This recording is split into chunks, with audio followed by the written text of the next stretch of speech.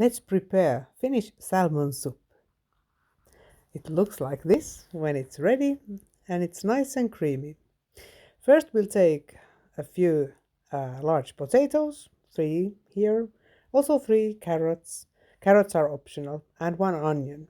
And of course, salmon is one of the essential pieces of this dish. First we peel the potatoes and the carrots, and of course slice them to be smaller. When they are all sliced and chopped and small and nice, let's put them to a kettle, and then just to cover it with water, just about so that there is not too much water, because later we will add some milk. Let's chop 1 onion as well and toss it in the soup. A little bit of salt, of course, 1 teaspoon there.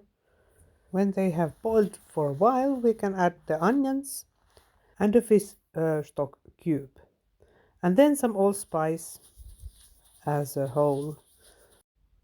These are very typical in Finnish soups. Then some mixing there. Let's cut the fish into cubes. There were a few reeds in the salmon. With the scissors they are easy to remove. So let's cut the salmon into cubes and add the milk to the soup. This could be also, you could use also cream, but the original version it uses milk, and then later we put some butter. Well, but milk and butter, that's kind of a cream then, same ingredients.